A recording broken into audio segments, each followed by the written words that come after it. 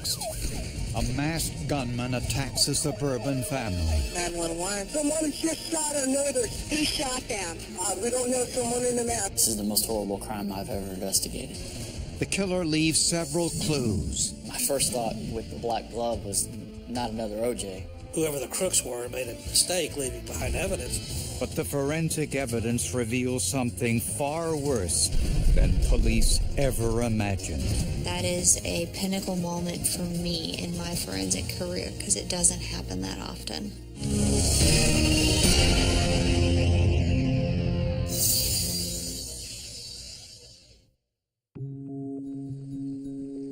In Sugar Land, Texas, just outside of Houston, everyone knew the Whitaker family.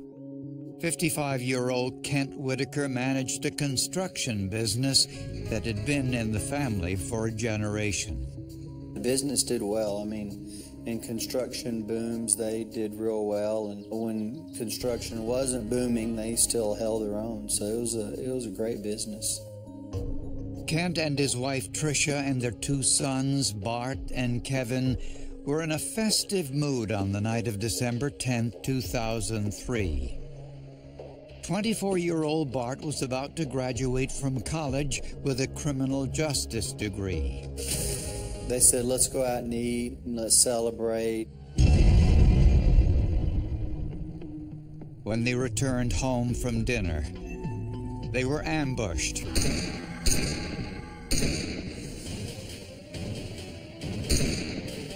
911. Someone just shot our neighbors. Get over here. Who shot them? We don't know. Someone in the mask. Police here soon. Okay. Moments later, Bart Whitaker also called 911. I've been shot. Where is your wound? In my arm, my shoulder. I can't in my arm. I chased him. I'm in the delivery right by the kitchen. I went after him. Okay, when he left, Bart, did he leave out your back door? Yeah, I chased him that way. The dispatcher said, we've got a quadruple shooting. I initially thought she was joking because Sugar Land is just not the town where a quadruple shooting occurs. Both Kevin Whitaker and his mother Tricia were killed by gunshot wounds to the chest. Kent and Bart, both conscious and alert, had been shot in their upper arms. My initial reaction was shock. Just didn't know what to make of it all. Investigators found the murder weapon on the kitchen floor. A 9mm pistol, a Glock, also had empty shell casings. Investigators also found a glove in the front of the house. There were no signs of forced entry. It looked like robbery might have been the motive, but there was nothing missing. They had opened up drawers of the master bedroom, about 2 or 3 inches, not enough to even to pull anything out. A couple of hours later, police learned of another shooting just a few miles away. The suspect went into a house in front of the people who lived there, tied them up, roughed them up. This individual that left the scene, the Houston Police Department got in a chase with this individual. Officers pursued the suspect to a nearby apartment complex, but as they closed in, the gunman killed himself. We thought that if somebody was willing to kill themselves running from the police, that they must have done something really, really bad, like a homicide. The man was identified as 22-year-old Lathan Jackson. He'd been released from prison 3 months earlier for drug possession. He had been in prison for felony crimes before, somewhat lent itself to us believing that he might have been involved in this violent crime. To find out whether Jackson was involved in the Whitaker shootings, police used trained sniffer dogs. Anytime there's a high-profile crime or a crime where they feel that scent would be an issue or evidence, they'll call on these dogs.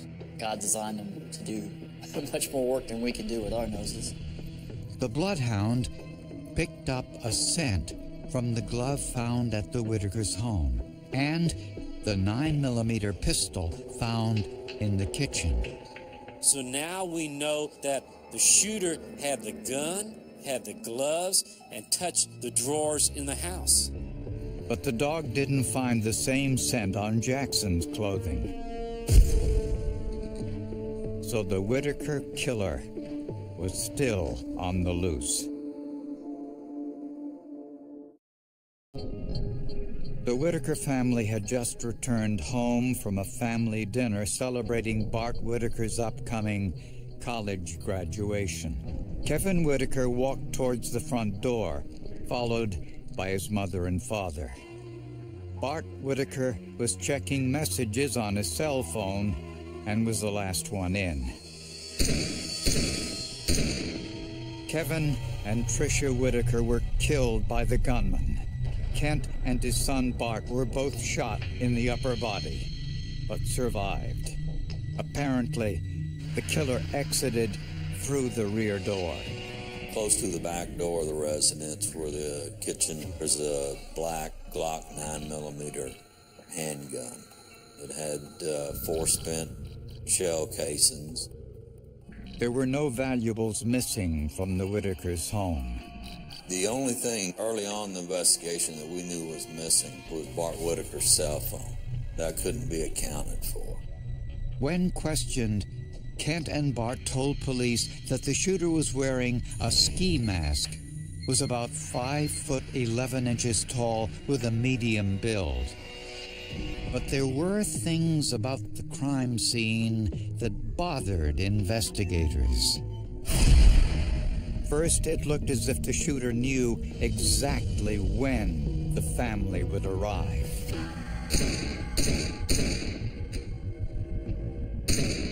The fact that there were 4 shots and 4 hits was very unusual, just because that was a really high hit ratio. You don't see that with police officers. He's either really lucky or really good, or had time to plan out what he was doing. And when investigators traced the serial number of the murder weapon, they discovered it was registered to Kevin Whitaker. He kept it in a locked safe in his second-floor bedroom. The killer used some kind of tool or crowbar to pry the safe open. Whatever tool had been used to pry it open kind of had a crowbar-like look to it, and there were little flecks of blue paint in it, suggesting that the tool that was used had been painted. And the location of the safe was another sign the killer was familiar with the layout of the house. The shooter knew exactly where to go. There's only one way in and out of that damn second floor. As investigators searched for the man who attacked the Whitaker family, journalists were busy conducting their own investigation. On the night of the shooting, the Whitaker family was at dinner celebrating Bart's upcoming graduation from Sam Houston State University. Reporter Eric Hansen called the university to find out what type of degree Bart Whitaker was going to be awarded. The person who answered the phone, the first thing he told me was that Bart is not a student here and is not graduating. And I was really, really surprised. I mean, I was just flabbergasted. Instead of going to class, Bart Whitaker was using his parents' money to have a good time. They would give him money for tuition, and they just assumed that he was going to school and trusted him, and he wasn't. His father said he just believed him. They never asked him to produce any grades. Fact is, I think later on the father actually did say that Bart Whitaker gave him a transcript and it may have been faked. Even more appalling, Bart not only told his parents he was graduating, but said he was graduating with honors. They think he's graduating magna cum laude, I mean high up in graduation. And so they're going out to celebrate him graduating. So he comes on home, they celebrate at the house, they give him a Rolex watch, okay? Despite this information, Kent Whitaker had a difficult time believing this had anything to do with the murders. It wasn't that they believed he had no problems. They believed he had problems. They just didn't believe that his problems had the depth and were as destructive as they obviously were.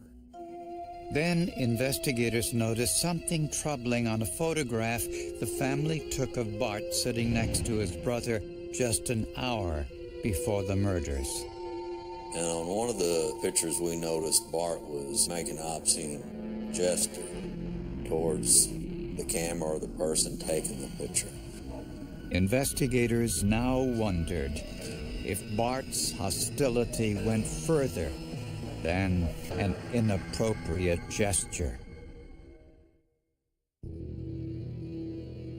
After the murder of his mother and brother and the attempted murder of his father, Bart Whitaker was exposed as a fraud. He told his family he was graduating from college when in fact he hadn't attended in years. I was even madder about the fact that he received a graduation card from a family friend, and in it had a check for $25, $50, something, you know.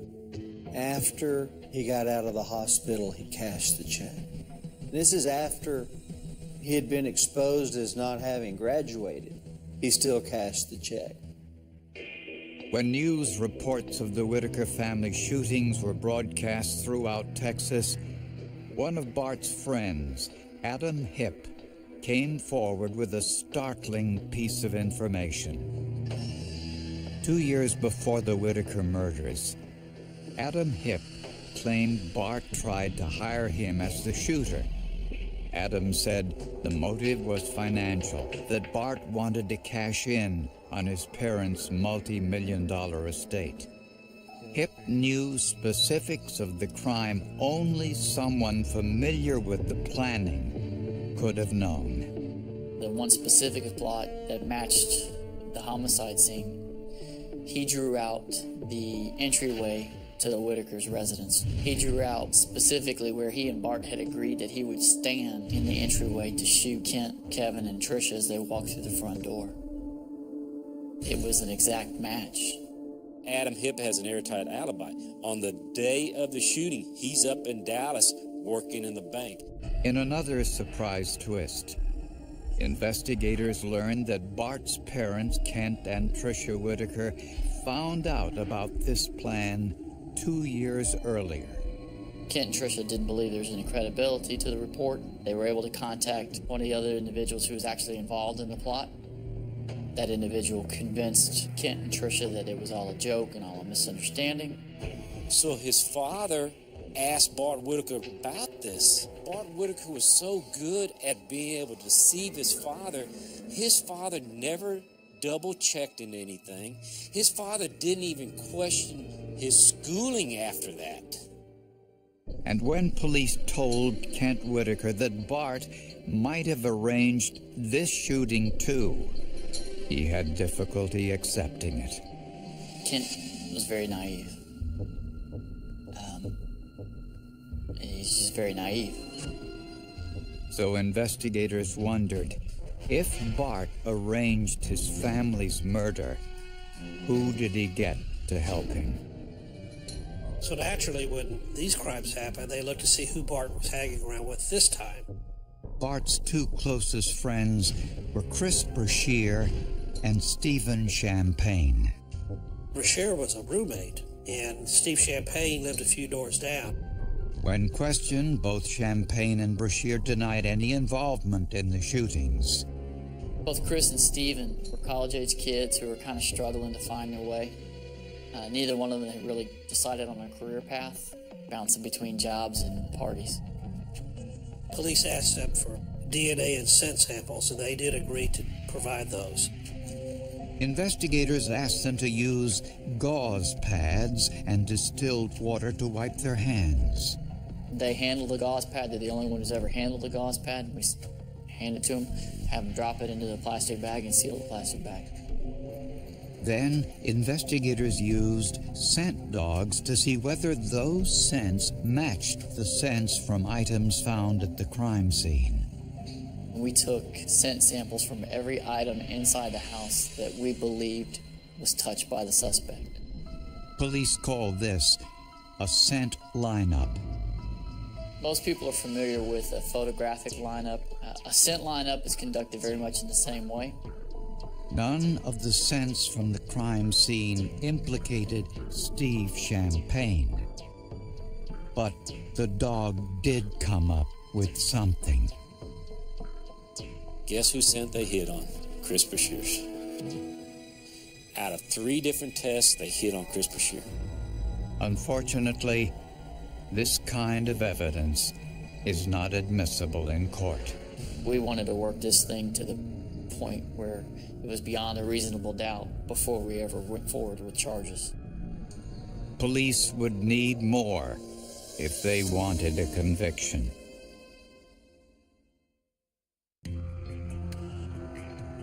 Police believe Bart Whitaker hired his roommate, Chris Brashear, to murder his mother, father, and his brother.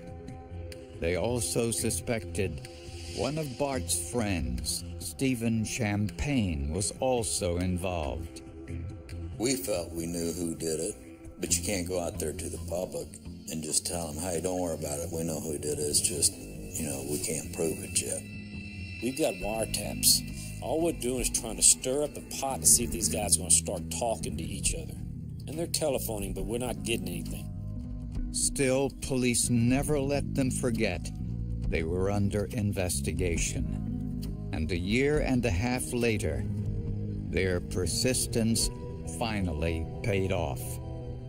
It became evident very quickly that the efforts we were taking to talk to Stephen Champagne's circle of friends was working.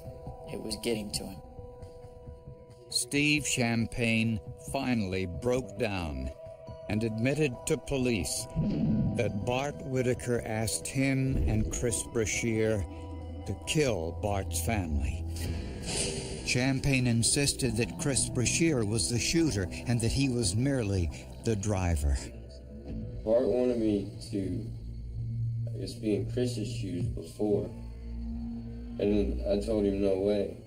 And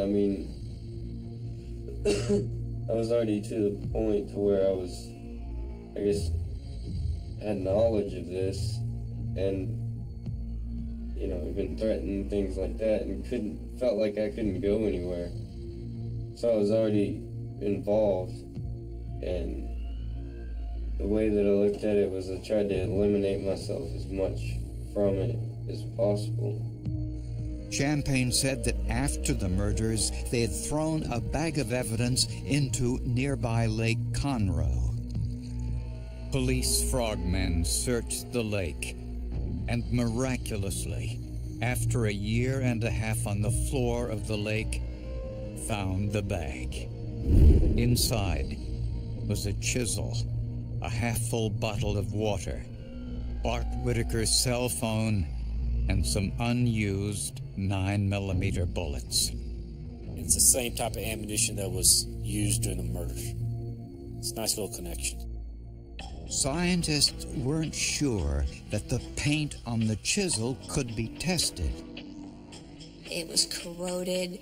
It looked like it had fungus on it. I was able to find enough of the light blue paint that I could scrape off. There was enough to test with infrared light and its chemical structures measured. The findings showed that the paint from the chisel was the same as the paint chips on the safe in Kevin Whitaker's bedroom. I was elated. I was absolutely overjoyed.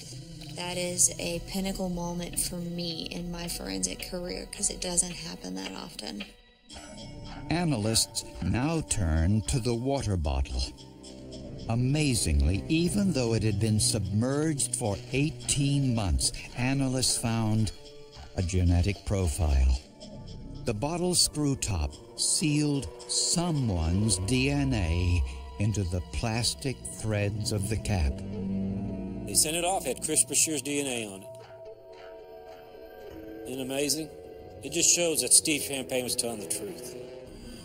Almost 2 years after the murders, Chris Brashear and Steve Champagne were arrested and charged with capital murder.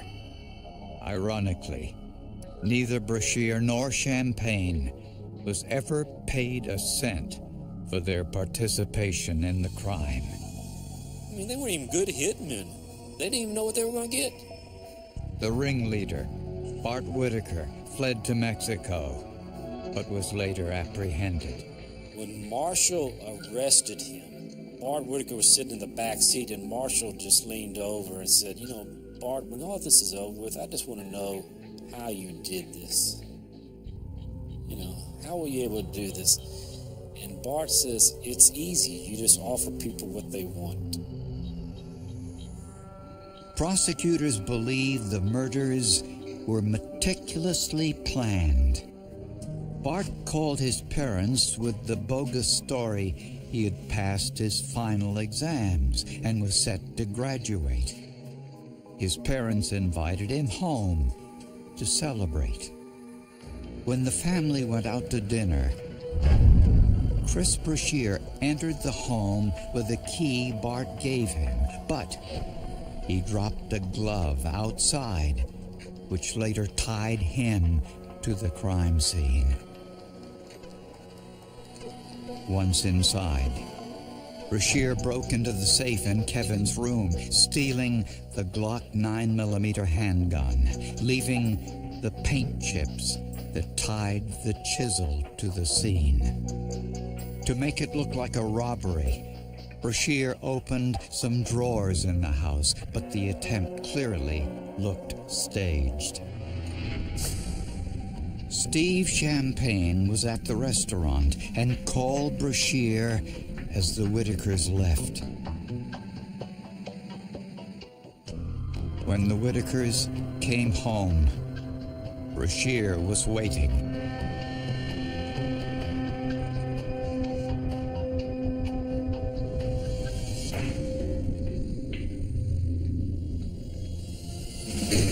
He shot Kevin and Tricia in the chest. He shot Kent in the arm as he turned sideways, which saved Kent's life. Brashear then shot Bart in the arm, as planned. When he tried to pick up the gun in his haste, he probably picked up Bart's cell phone by mistake. Then he ran outside through the back door and met Steve Champagne, who was waiting for him 2 blocks away. Brashear took a sip of water, then put it in the canvas bag along with the chisel and Bart's cell phone, and threw the bag into the lake.